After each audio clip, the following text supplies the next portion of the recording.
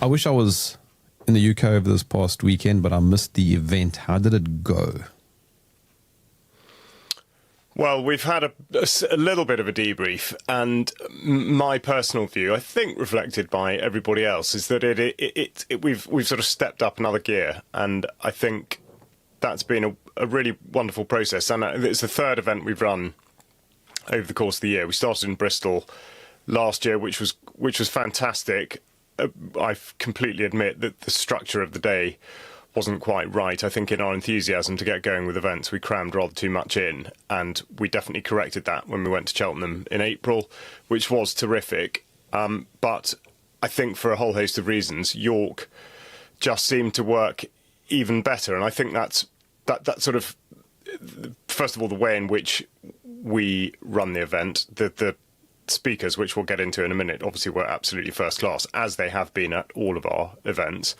But I think the way in which the audience respond, and I think that's been a really interesting progression, because by and large, there is, there's a core, we're very pleased to have a core of people who have been to probably all three events. But what was really nice for us in terms of sort of feedback of, how UK Column does have a relationship with various parts of the country, it was really nice to go north. York, I know you haven't been over here, but York is, I suppose from Cheltenham, it's maybe nearly 300 miles north.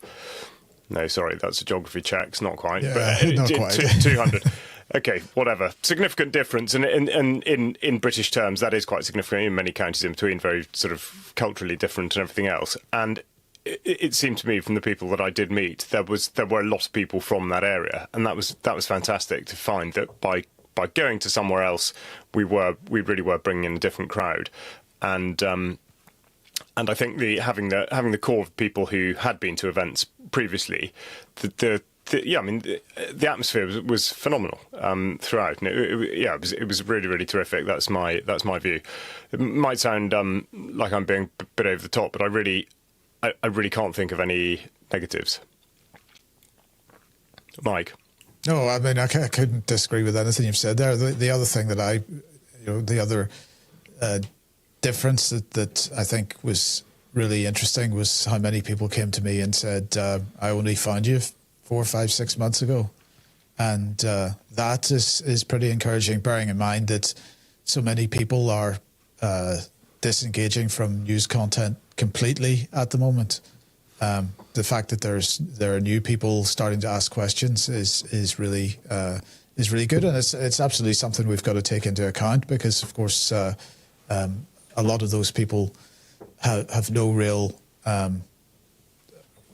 no appreciation of the history of UK Column or what we've been doing. So that's going to be an interesting. It's going to be interesting to see how those people react as we come into our 20th anniversary and start talking about what's been happening for the last 20 years. You said people have been disengaging. This is, I think, something we've touched on before, but I'd like to touch on it again, because it's a very worrying trend. It is a worrying trend, because, I mean, to some degree, I understand it. I think that,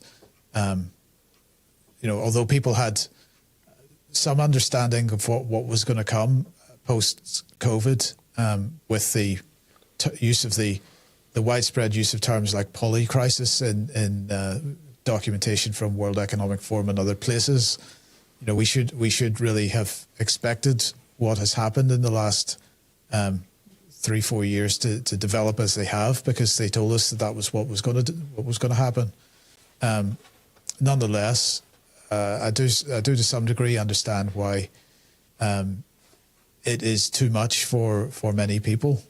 I think the danger here is that there is an urge from media, whether that's mainstream media or alternative media, to somehow try to soften the blow of what's actually going on around us, and I think that would be a mistake. I'm starting to see, organizations that consider themselves to be serious news organizations talking about cats and ducks and stuff like this, as if that's going to bring, that might soften the totality of the information that they're putting out.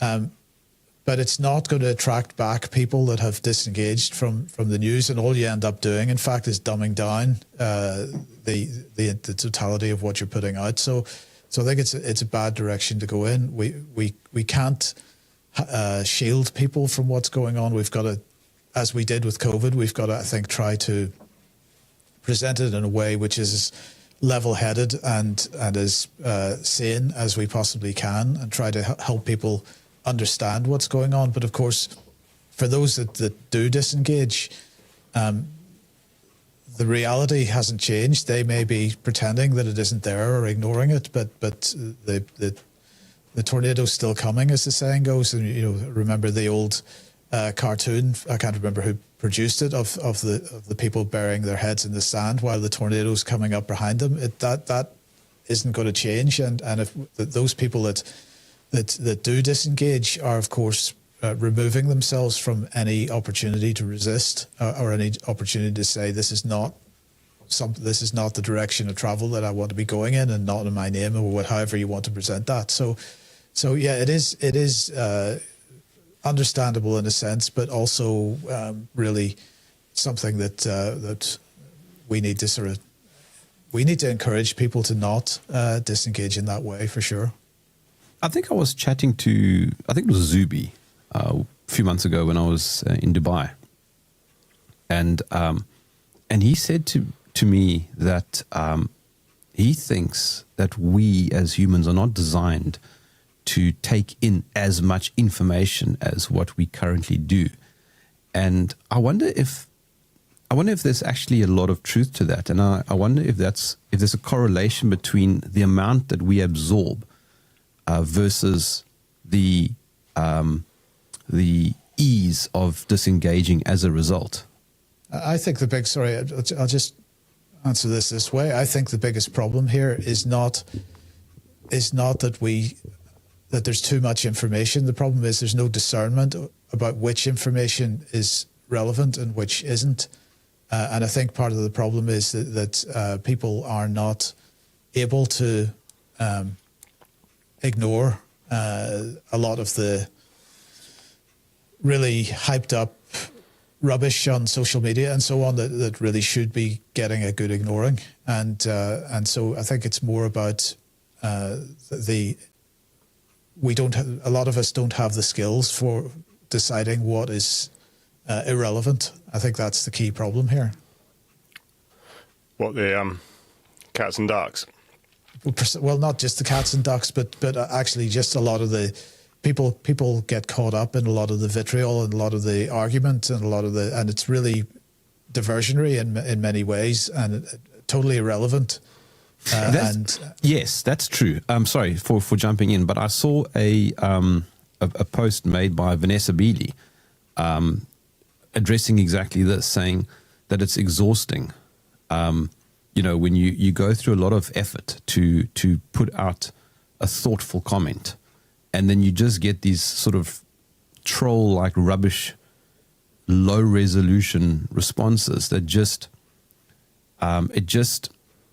it pollutes the comment thread, and it makes you want to turn off the comments, which is what she was suggesting, or just block or whatever. And then the counter response is, but now you're cancelling and censoring, etc. I actually agree with Vanessa. It's such an odd area because it's artificial, and I don't think we've really settled down yet with it. I mean, basically, the interactions you're talking about would just never take place in real life. Yeah, in real life, in a face-to-face context. Mm-hmm. And so therefore, the entire situation is different. And so I don't know. People are out to waste time, cause trouble, all the rest of it. How very boring. I mean, I don't really see that there's a massive issue with if you don't necessarily want to read comments from people who are just there to waste time, and therefore you have the ability to be able to switch that off. don't see that's a massive drama. And I think to sort of conflate that with, because like you say, what about free speech? You're just censoring, you're just, whatever. Well, yeah, it's not really quite the same thing. It's not the same. No, it's not at all. And sorry, just to go back to what you quoted Zuby as saying, I can understand exactly why he would say that, and therefore I don't mean to disagree necessarily with him, but I think the way in which I would look at it is that there are a few different things going on, and the sheer volume of information that's presented is very difficult to make sense of, because for example, with cats and ducks, how are you to make that judgment that a story about a duck is more or less important than a story about Sudan, for example?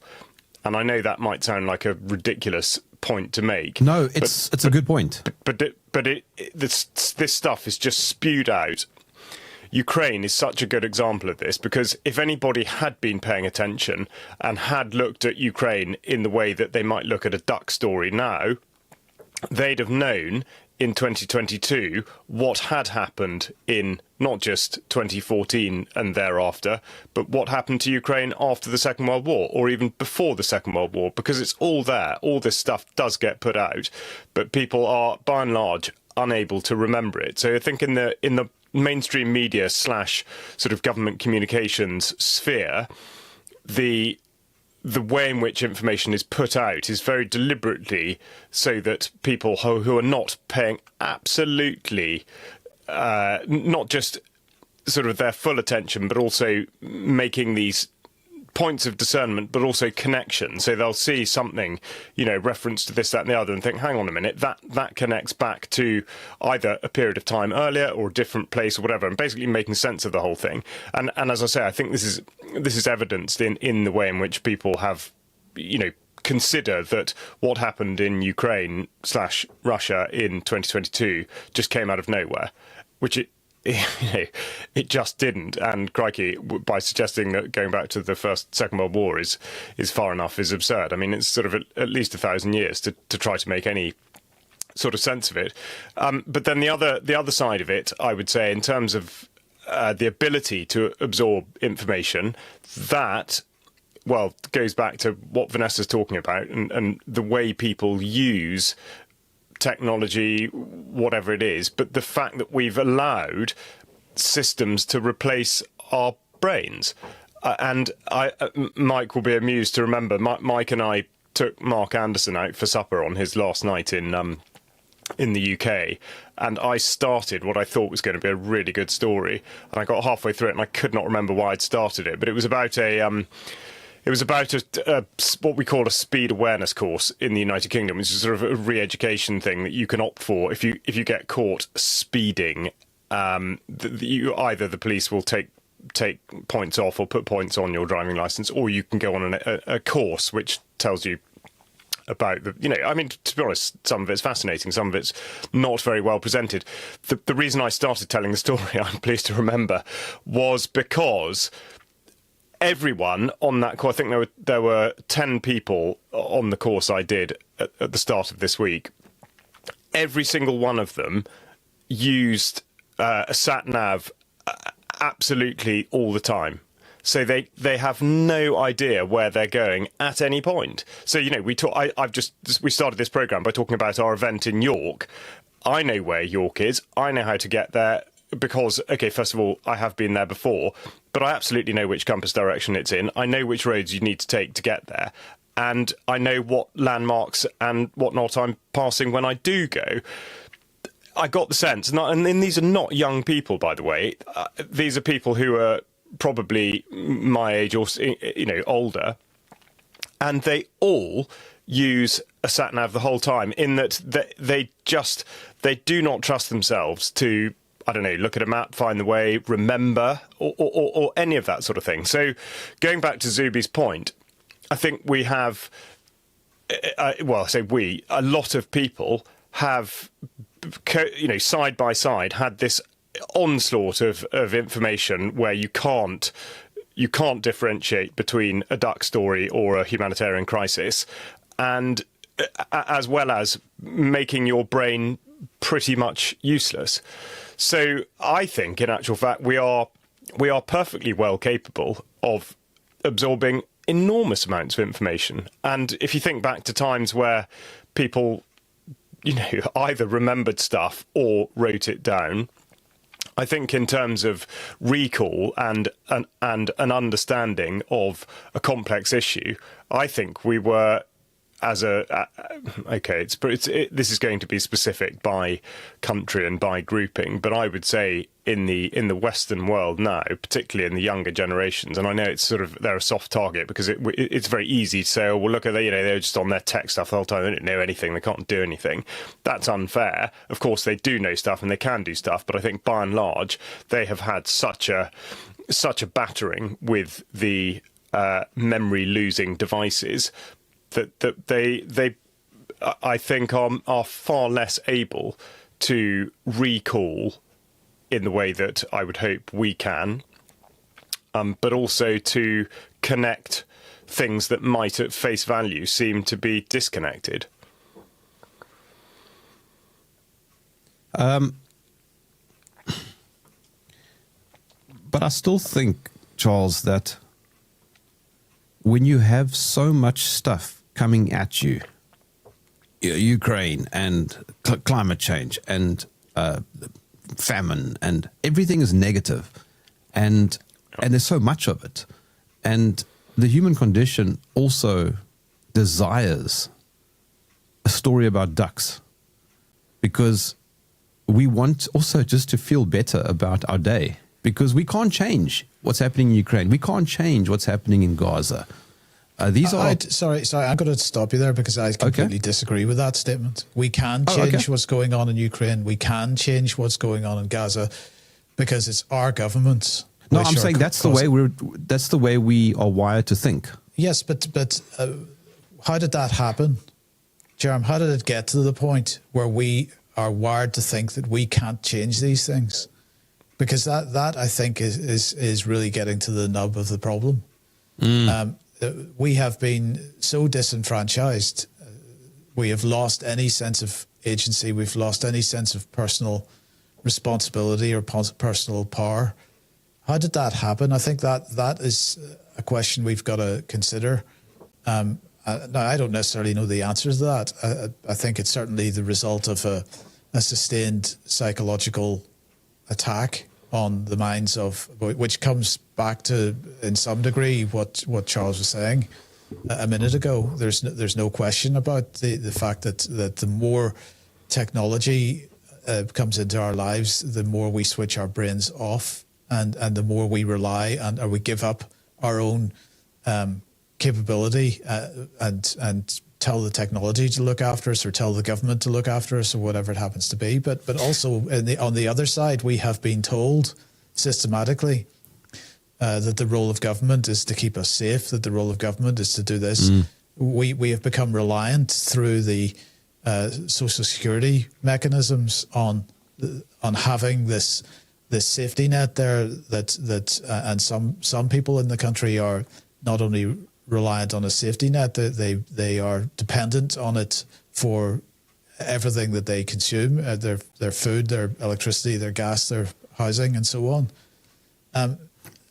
This is something which has been for quite a long time now systematically has been encouraged, this type of thinking. And of course, when you do that, you give up any sense that you're able to change anything or able to do anything. And this is really problematic.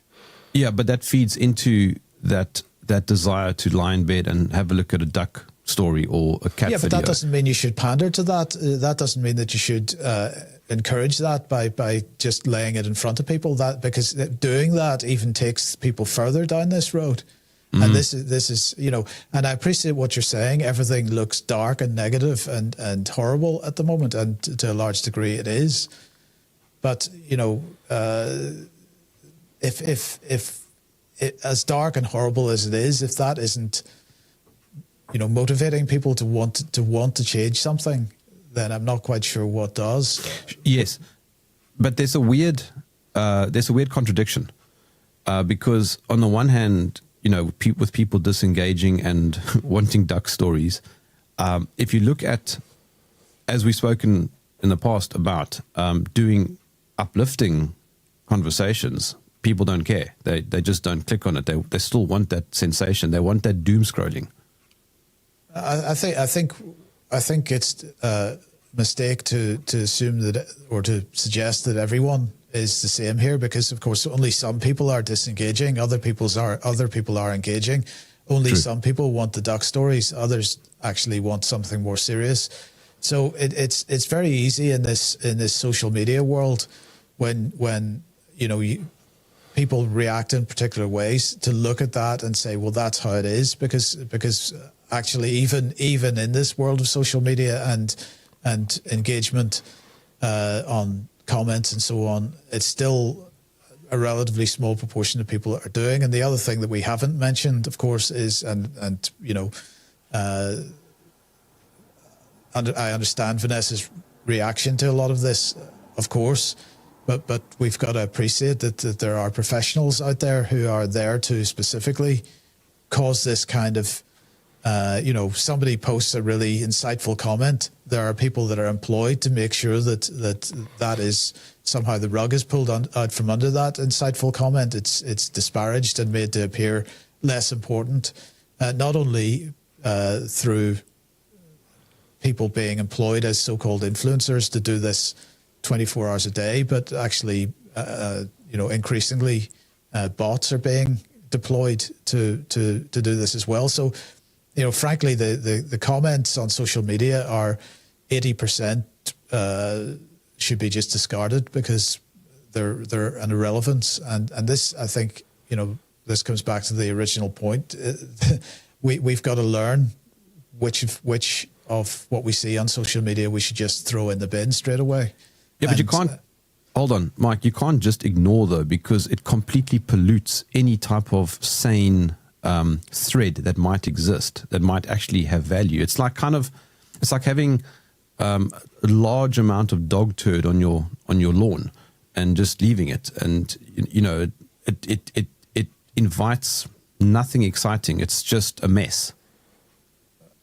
That's absolutely true, and of course, I completely get the dilemma here of block someone, be accused of cancel culture or censorship or whatever. I think we've increasingly, as Charles said earlier, got to ignore that. It's not censorship. It's about having an adult conversation, and if somebody isn't coming to you with an adult conversation, they have no, there are other places they can go. But it is tricky. I'm not trying to underestimate how tricky it is. Everybody's got their own decisions to make on who they allow to, as you say, pollute their particular channel on social media, and I absolutely see there's a certain irony to what I've just said, because of course it could be argued that being kicked off YouTube was simply YouTube taking this decision on in the case of the UK column. So I'm not suggesting that this is a simple or that there's even necessarily a right way to deal with the problem. Well, I think if we're going to split that particular hair, I think I don't think that does stack up for YouTube, because they are not running the conversation. They're not putting the subject out there in any particular way and then inviting people to comment. They're just deciding from, once they see what's gone out there, whether or not they think it should be permissible at all. I think that really is a totally different thing, and that they shouldn't be given any quarter there. Yeah, I mean, I would agree. I would absolutely agree with that. I just mentioned that because I know somebody else will. yeah. But also the other thing, I think the other point to make, and I know this, I've come to learn this sort of personally, which I do find fascinating, is that yes, I know, and going back to Vanessa's sort of specific frustration, I do appreciate that if the way in which stuff is set out, because it sort of remains there forever.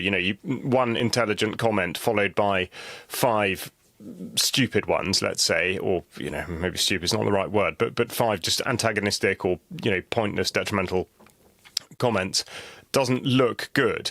But then again, I think we do people a disservice to think that they will be swayed by seeing something that looks like in the way that you're sort of describing a lawn. I think people are perfectly capable of seeing who's trying to cause trouble and what comment is worth consideration. So I think that's one of the things. And also, as part of the same point, there are, let's face it, the absolutely overwhelming majority of people that engage with any of this stuff don't comment. They only ever look.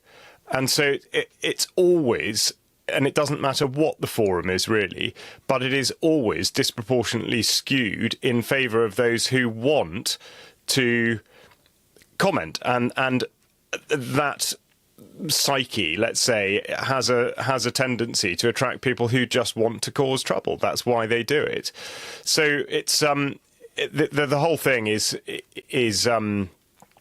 it looks very different from how it actually is. And the reason I say that I can qualify that personally is because I put stuff out on LinkedIn in particular because, for whatever it's worth, LinkedIn describes itself, and I think a lot of the people who do use it think it is a professional network, and therefore it's sort of, it's a bit more serious and this, that and the other. I'm not sure how far one can really go with that. It's basically people trying to flog stuff is what it really is. But the point is that because I've had the advantage or disadvantage of doing a number of different things in life, I've got a sort of network of people from lots of different places, let's say. And what I found fascinating over the time that I've been involved with UK Column is that having put stuff out into what seems like a vacuum, because people are so... Actually, there is a serious point that comes out of this, but basically it goes into a vacuum. People don't comment, really. They don't respond. That's changed slightly recently with posts about digital identity, which seems to be less controversial. And yet, when I go out and about and see people that I haven't seen for years or, that I've known from this, that and the other, they all know what it is that I've been doing and what it is that I've been putting out, and by and large, they approve. And yet you'd never know that because they don't respond. And this goes right back to the sort of disengagement thing, which is that it's very easy, I think, for us to be in the position that we're in, where we are doing basically as a job, we are sort of discussing this stuff, researching it, putting it out, and trying to help people do the same. But if you're not doing that, it's a very, very it's a hard battle, both personally and professionally, to be out of kilter with society as it's sort of pushed or directed. And what I mean by that is specifically on the professional side of it. In the United Kingdom, I don't like to use the phrase cost of living crisis because it's obviously an engineered crisis. But the fact is that food, which is an easy one to observe, the price of food has gone up a huge amount in the last couple of years. So the whole thing of making ends meet, and therefore, right, well, how do you actually make that work if you're trying to follow a course of resistance or something that's ideologically driven, when actually what it comes down to is, can you still eat and pay the bills if you're doing the thing that you're doing, and that thing happens to be supporting a system that you're trying to react against? So, a large number of people who want to resist find themselves in a situation where they're sort of constrained by the fact that they are perhaps in a profession that doesn't actually accord with their values now when they really think about it, but they are in a position where they're struggling to be able to do anything about it. And I think that's a problem that can't be dismissed at all, or should be given quite a bit of attention. Whereas when we went back to, say, 2020, 2021, it was kind of universal. The idea that liberty had been taken away was universal. It happened to everyone. And therefore I don't think you did risk sort of professional suicide, as it were, by speaking out against that. And the same thing with the idea that there was to be a mandatory vaccine. Whereas now a lot of the things are, they're a bit more oblique, and therefore I think it's much harder going, both professionally, as I say, but also personally, sort of groups of friends or families and whatnot. And I think that also explains the disengagement. Isn't it ironic how we hear about the dangers of the so-called Chinese social credit system and government control of behaviours and being able to survive in society depending on how you behave, when in fact we live in a society where we absolutely have to behave in a particular way, or we lose our livelihoods and so on. We have absolutely zero awareness of the system we actually live in. Yeah. Well, this goes absolutely to the heart of it. It's both things, because I would say in the sphere within which we operate, China has become sort of the latest proxy of sort of, right, well, if you say anything positive about China, or anything about China that isn't sort of calling out the social credit system and this, that and the other, then you're controlled opposition, or you're sort of somehow Chinese. I mean, I don't know what you're supposed to be, but the point is it's getting a lot more attention now, and it's classic, isn't it? Because it is absolutely shying away from exactly what you describe. It's people who are completely ignoring what's happening in this country, or at least maybe not ignoring, but not conceding at all that this is the case. And, okay, how can I say this with any degree of authority? But those sorts of people who are saying that and pointing towards, Chinese social credit system and this, that and the other, how many of those people are shopping on Amazon and buying all their food in supermarkets, and therefore absolutely perpetuating the system that they say they don't want to enter into? I mean, it is very, very straightforward. Okay, I know that slightly goes back to the personal, professional difficulty thing, but not really. And we this does come up a lot, and I appreciate it's difficult if you're in a large metropolitan area, but if you're not, getting hold of proper food from somebody who isn't a corporate beer moth is not actually that difficult, and is a massive gesture of resistance. It really, really is, because it cuts out the government and it cuts out the corporations. And I will continue to bang on about this, because it is so important, and the effect that can have by increment is massive.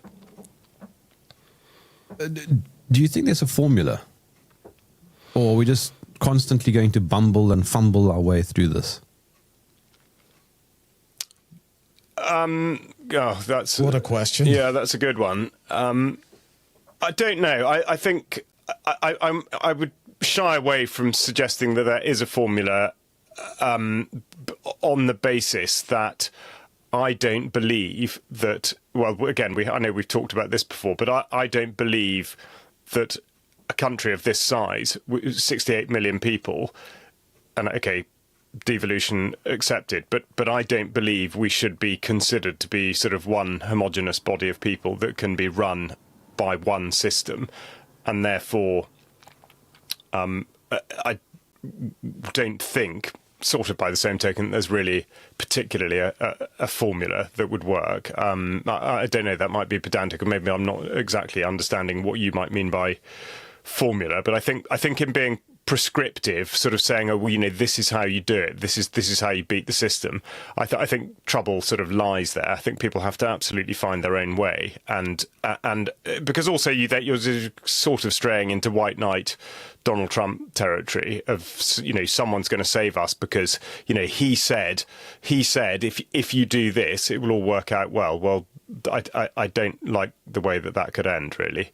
And also, the other thing is that I think the danger with, say, a formula is actually it sort of it disempowers to a certain extent, because you haven't come up with it yourself. You're sort of following somebody else's scheme. Are you really invested in it? And then if it goes wrong, guess what? Somebody else gets the blame. It wasn't your fault. You did what you could, but it was someone else's fault. And actually, I think we need to own everything that goes right, but also everything that goes wrong. So. Yeah, I think probably not. But I don't know. I mean, what do you have in mind when you say formula? I mean, are we going to be having the same conversation 25 years from now? With exactly the same issues, with exactly the same. Probably not, because a number of things, a number of possibilities lie in front of us. Nuclear annihilation is certainly one of them, so we may not be here in 25 years. But we might be living in an absolute technocracy with every aspect of our lives controlled, in which case we won't be having this conversation either. Or we might have decided that actually this is neither of these options for the future is one that we want to pursue, and that we decide actually we want to live the good life, or however you want to describe it, and that's I think we've said this many times on this program, but this is where it begins.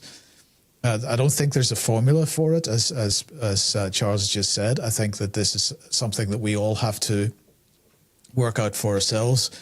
But it simply begins with us. We're so many of us are totally caught up in the so-called rat race on a hamster wheel, however you want to describe it, just trying to keep our heads above water, keep food on the table, keep ourselves with a roof over our heads.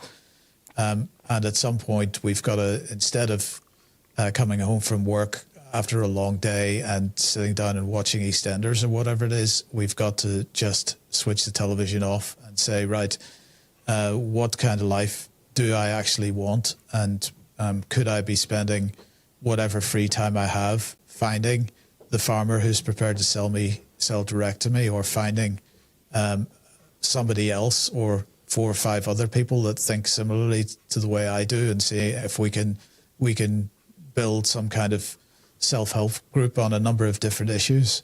It begins there. The diversions for what are going on are plenty. We just need to switch the television on and sit down in front of it, and we can switch our brains off again for another and pretend it's not happening.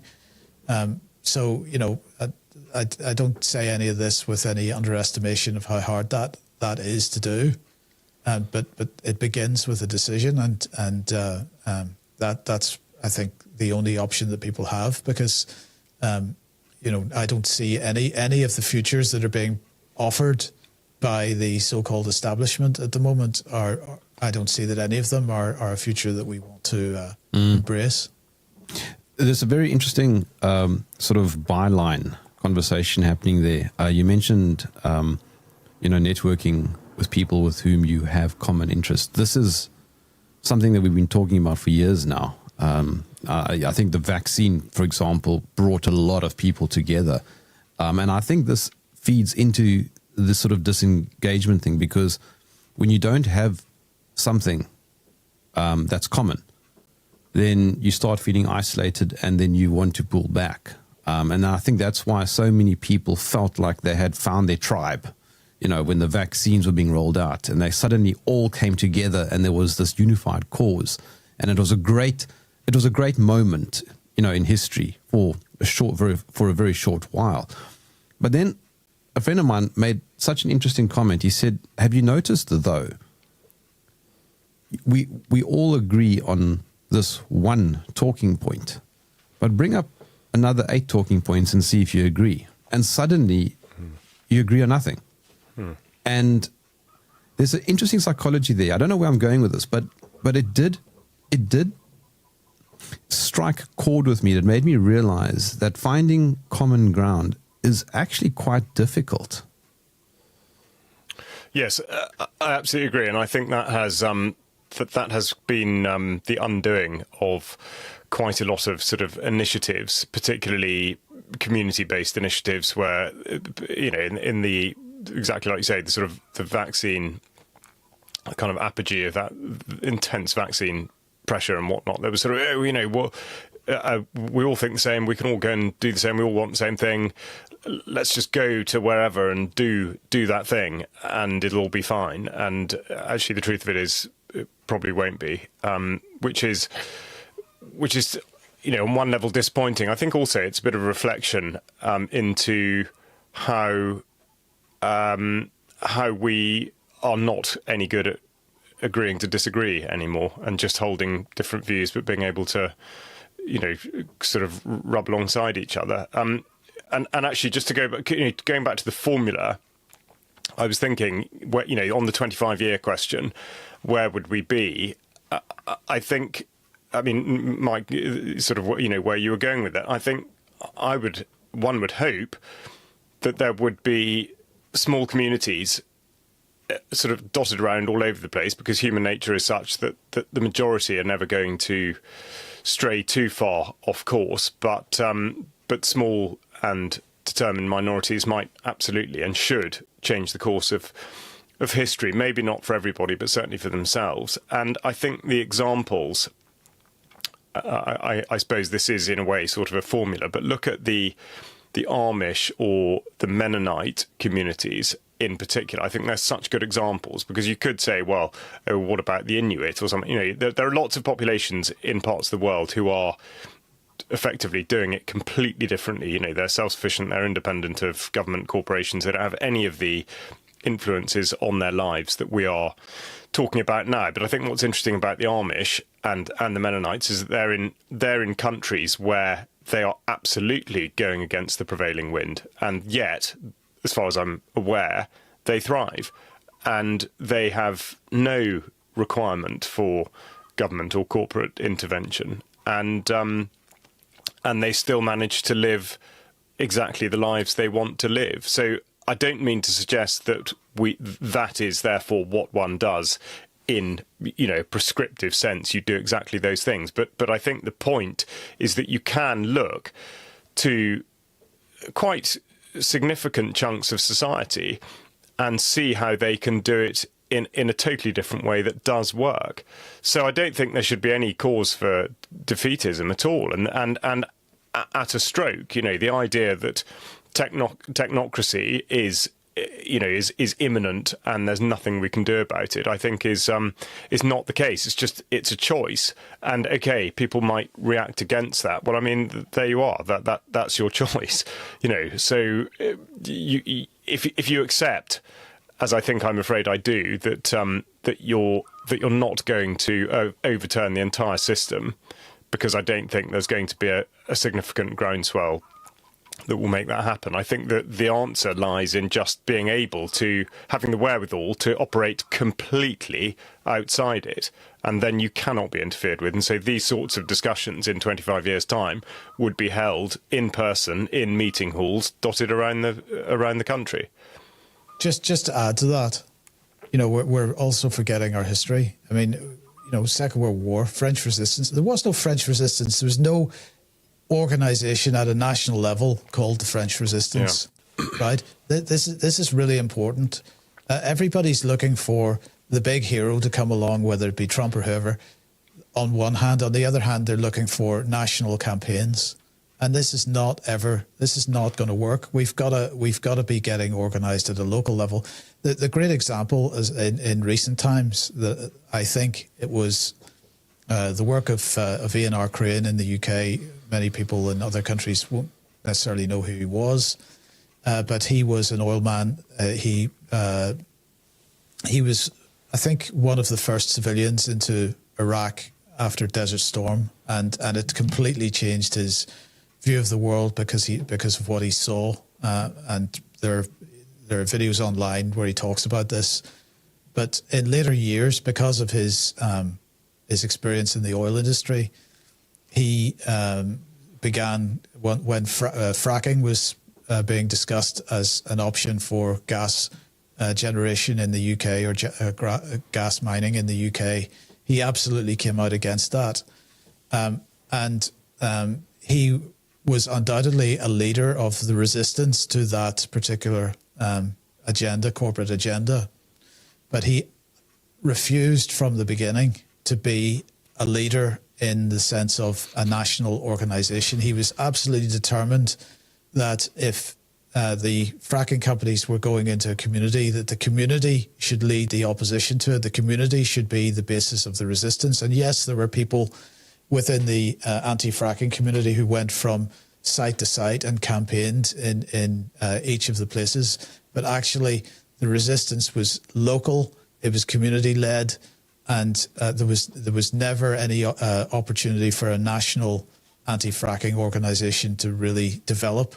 And I think that was one of the most successful campaigns, and it was largely because of his efforts to convince people to do things in small groups at a local level, and they could cooperate and so on. But basically, if we think back to the French resistance, each individual resistance cell didn't know anything about any other resistance cell, and so the resistance was able to happen in an autonomous way without asking anybody for permission, without any opportunity really for the Nazis to infiltrate in a significant way. I mean, of course, there were disasters, but not to the degree that the resistance could not continue to operate. And this is the way we need to be thinking. We need to actually be thinking local, and we need to be thinking in tight-knit groups, small communities, and that then becomes the basis for bigger and better things.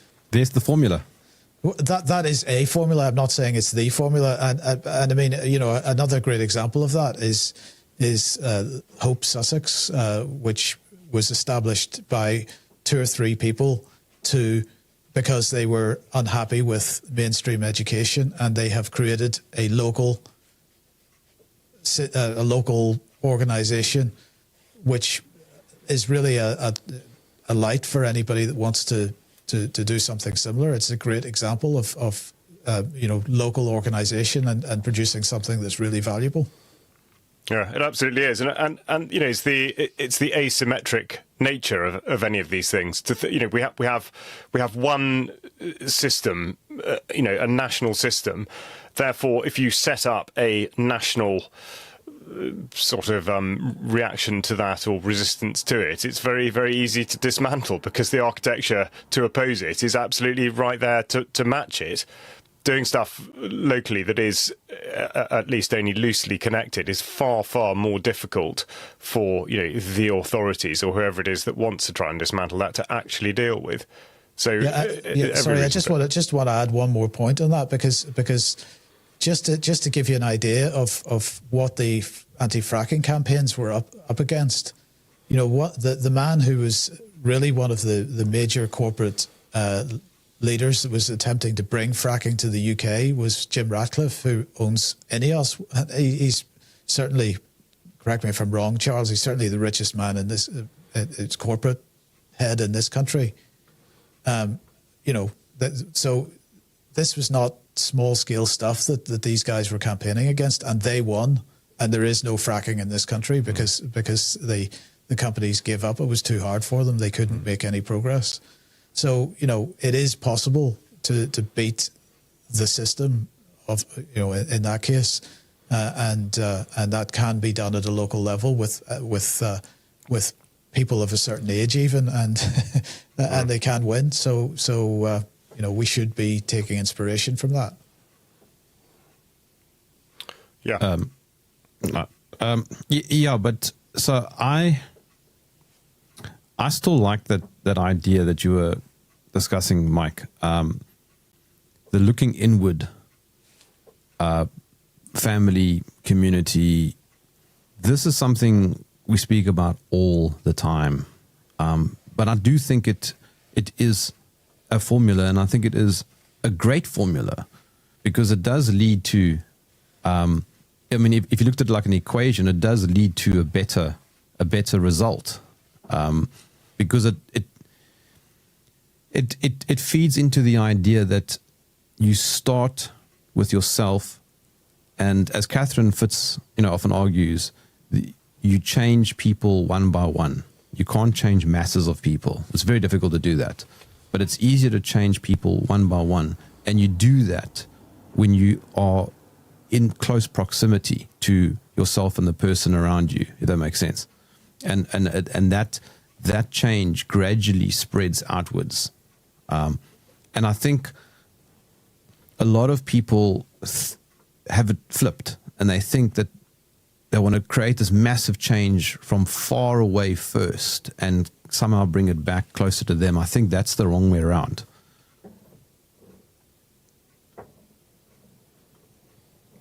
Yeah. I'm not sure what to say to that. I mean, I absolutely agree. I was going to agree. Yeah, Sorry, I was agreeing agree. silently. I was thinking of ducks, but agreeing with that. Yeah, okay. Look. Yeah, but that also is why people want duck stories, because they get so overwhelmed by all the big stuff that they feel like they can't change. And so they suddenly disengage and become reclusive and just want to laugh at a cat falling off a windowsill. And I think that is, like I said in the beginning, I think that is part of the human condition, which is why I asked the question about the amount of information we can absorb. You believe that we are able to absorb large amounts of information, and I think that's a compelling argument. But then it comes down to how we filter through that information. Yeah, it does. I would also say, I mean, let's not get too hung up on cats falling off windowsills, but I would say that you should be able to do both. I think you know, if you're going to have a rounded existence, then you've got to have the capacity for enjoying life. I think a lot of what we talk about is really pretty serious. It's profound life choices and things that are, you know, well, we reckon at least, are going to determine not just our future, but that of our children and grandchildren. That is big stuff. And it does need to be balanced in that life has got to be fun. And if it's not, then that really is something that needs to be addressed. If that means the pendulum swings further and further towards the cat on or off windowsill thing, then yeah, that's I would say that's a concern. But you know, all of this should be with a view to having fun. Our event in York was a really good example of that. We had 5 talks and a UK column panel discussion, and the subjects raised were incredibly serious and at times grim insofar as they concerned medical ethics and the way in which people are systematically destroyed in effect by the National Health Service and vaccinations and you know, all sorts of grim stuff. But the mood of the day was really, really positive. It was a really great atmosphere.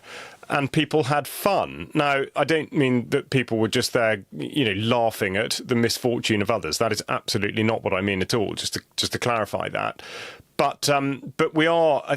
I think, you know, part of our condition is to enjoy ourselves, and I think we need to concentrate quite a lot on doing that. And if that means, you know, enjoying a frivolous story about this, that, and the other, well, I mean, you know, so be it. That is, I mean, it's something we need to be better at, actually. But on the UK column news, you know, we will, when time affords, get in the last bit will be a, you know, kind of and finally story, which is usually funny and that, you know, that is an important part of it, because a lot of what we talk about is very serious and can give people the impression that life is universally sort of dismal and we're all going in the wrong direction. Well, I don't believe that for a minute. I think we need to be aware of all this stuff, but there is absolutely a way with which we deal with it, and as we do that, part of that process, part of any process, has to be to enjoy the things that one enjoys. I mean, you know, life has hilarious moments in it all the time. We need to make sure that we're making the most of those as well, because I do think that, you know,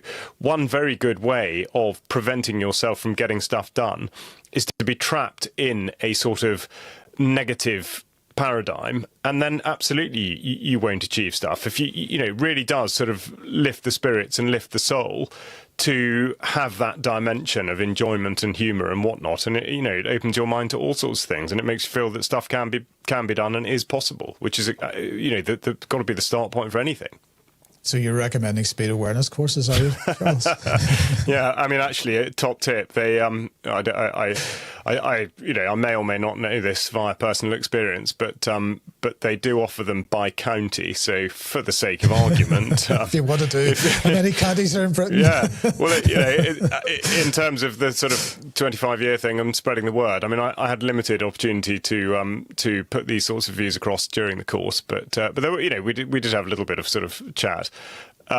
But yeah, so and this should come through in any interaction we have with people. It's a great way for minds to meet. You think when things are sort of humorous and lighthearted and whatnot, and then you can, of course you can engage with serious topics. But I don't think we should not be serious all the time. That would be in my view a pity. So what's the moral of the story? What's the moral of the story? Yeah, Mike's good on those. Go on, Mike. Am I? What is the moral of the story? The moral of the story. Let me ask it differently. My wife's a great example of disengaging. She knows what I do, and for years and years and years, what I do has almost always been negative. If you look at what I draw or what I speak about, it's always not necessarily negative, I suppose, but dark might be a better description. And she'll lie in bed. But hold on a second, Jerm. For example, what you just said there was what you draw. Well, there is a great example of you dealing with what you see around you through the creative process, and you are in effect easing whatever pressure you feel by actually putting out there something which represents what you're seeing in the world. That in itself is therapeutic. Yes, but what I'm saying to you is my wife's a great example of looking at a duck story or a cat video. She's like, no, I'm out. This is just too much. And not always, but what I mean is that right there is precisely what we've sort of been speaking about. And I don't know how you turn that around. I can't say, no, I think you need to read more about what's happening in Ukraine. That doesn't work. And also the response would be, why? Because I know what's going on. What more must I know? Do you know what I mean? So that's why I was asking about a formula or moral of the story, or if there's some sort of the moral of the life story hack. in that case is it's not enough to just know. The moral of the story is we've got to use what we know as a driver for something different, and we've discussed during some examples during the course of this conversation what those might be the driver of, but you express yourself creatively using your artwork. Lots of other people have creative skills that could be used in this way, and use our creativity to as part of the package of resistance. Yes. But the moral of the story is actually, as I said earlier, and this is by no means a criticism of anybody that has disengaged, but they've disengaged from something which is coming, whether they like it or not. And now would be the time to be resisting, not after it's too late. I just want to point out something, Charles. I've been quite enjoying the sound of your chickens in the background, and it reminded me that I had unpasteurized milk this week. It's very difficult to get, I think, in pretty much every country. The governments really, really don't want you having unpasteurized milk, and you have to find creative ways to get it. And I was just reminded now listening to your chickens that we've got unpasteurized milk, and I'm alive, and so is my son and my wife. Isn't it amazing? It's a miracle. Yes, I mean that is that is insane. That absolutely gets to the heart of how far wrong things can go, and indeed how gullible people can be. The majority of people who've never given the matter any thought would think that you would die if you drink raw milk. It's completely absurd. But of course, if you do want to, and the law says you can't, there are ways around it, like having a cow. All of this can be done. It really can. And Scotland, bizarrely, raw milk is illegal to sell in Scotland, but it doesn't mean you can't produce it, and it doesn't mean there aren't ways in which people can get their hands on it. And I think people need to care slightly less about the extraordinarily trivial sort of regulations that say one thing and in a way try to prohibit people from living a way of life that they want to live. Now, I'm not inciting widespread breaking of laws, but one has to read into the detail and find a way to work around these things. And also, it doesn't take a huge amount for the system to be overwhelmed. It really doesn't in those sorts of instances.